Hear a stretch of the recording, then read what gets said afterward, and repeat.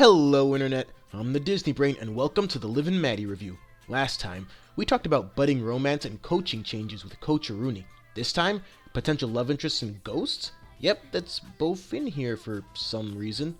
Anyways, spoiler alert here in case you haven't seen the full episode yet and want to go in fresh. With all that said, let's dive into Secret Admirer Rooney. We start things off on the Voltage set where Liv and Josh are shooting their latest scene.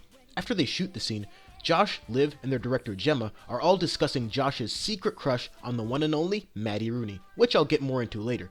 Once Liv gets home, she brings up the subject of Secret Admirer with Maddie, but she clearly states that she doesn't feel ready to jump back into all that drama again, which makes sense since literally 4 episodes, only 4, I repeat, have passed in between Diggy leaving and Josh's feelings being revealed. Seriously, give her a freaking break. You gave Liv a whole season and a half before she had to deal with that kind of drama in the form of Holden, so why is this show rushing things with Maddie? Anyways, this leads us to the other major plot point of the episode, ghost busting. No, I wish. I'll get this side story out of the way now. Joey thinks he sees a ghost on the set of Voltage. Parker is unconvinced, but they buy a bunch of ghost hunting equipment and try to find this apparition anyways. Long story short, Joey and Parker join Gemma and Johnny Nimbus to try and track down the ghost, but it ends up just being Mama Rooney, which surprised a grand total of nobody. But that wasn't what bugged me about this particular story thread. What bugged me is they spent half the episode tracking down ghosts, and not a single reference to the greatest ghost hunting movie of all time. I know copyright could have been an issue with the theme song itself, but there was more than a few clever ways they could have incorporated the movie, since we all know this entire segment wouldn't even exist if Ghostbusters didn't. I'm not saying they should have gone full fanboy with it, but the fact that they paid zero respects to the movie that changed the way we see ghouls forever is pretty disappointing, in addition to the fact that this entire plot is filler at best. So, returning to the slightly more important portion of the episode leads us to Josh showing up at the Rooney residence to attempt to talk to Maddie. He makes up this elaborate lie about needing her to teach him basketball for an upcoming Voltage scene that he's in. He's hilariously bad at basketball and just hand-eye coordination in general, despite looking like someone who's played sports. He claims to have played baseball, but I severely doubt that as well. Eventually, Maddie figures out that Josh was lying about all this because he is really her secret admirer.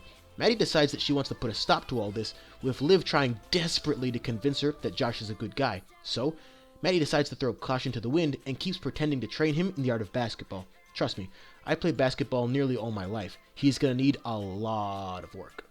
So that's pretty much the episode. Both this episode and the last episode felt like opportunities to do something a bit more meaningful and substantial, but both kind of dropped the ball, literally and figuratively. The ghost stuff is a waste of time and, as I mentioned, there was a lot of ways that the show could have made it more engaging. Just one clever Ghostbusters nod could have saved that entire plotline. Anyways, getting to the other plot point, it all feels like a classic case of too soon. I'm not going to pretend that I could ever be objective about Maddie-related stories, but I'm trying my hardest for the sake of a fair review. Josh has appeared in a couple of episodes, but I don't really feel like I know anything significant about him, other than the fact that he can't take a punch and he can't catch a ball. I don't really like him, but I don't really hate him either. But either way, he's not the problem in this episode. He thinks Maddie is adorable, and I of course couldn't agree more. The problem is Liv. She knows all the intimate details about what her twin sister went through, and she's still trying to force this new guy onto her. Force being the operative word here, because even though she claims to understand what Maddie's feelings are regarding potentially dating again, she's still committed to selling Josh, who she's really only known for a couple of episodes as well.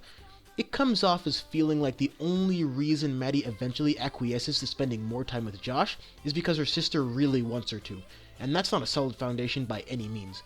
And again, it bears repeating, it has only been 4 episodes in between Diggy leaving and Josh telling Liv that he has feelings for Maddie. Comparatively, it took 13 episodes before Liv and Holden finally got their first date after the whole Andy Holden breakup situation. Here's an idea, show creators. You've already given us one of the best characters to ever grace the Disney Channel. How about giving her a bit more time to just be awesome on her own, instead of feeling like you have to immediately tie her down to yet another boy? There are better, more interesting, more engaging storylines you could tell with this character than just, who's she in a relationship with now? Season 4 is coming. Relax. You're allowed to take your time and let certain story elements develop more naturally. Needless to say, I wasn't a big fan of this episode, and don't be surprised if it ends up making an upcoming top 5 list in the near future, but that video is still in the planning process.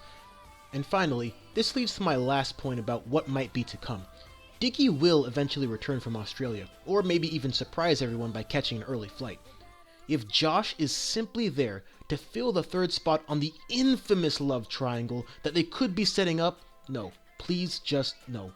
It's not just a tired TV cliche, although the way Girl Meets World handles it is actually kind of interesting. But it's the principle behind what it means.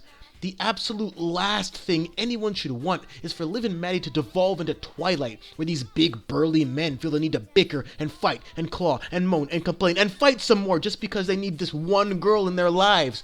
It's treating girls like prizes to be won and not the human beings that they are, which is already despicable enough.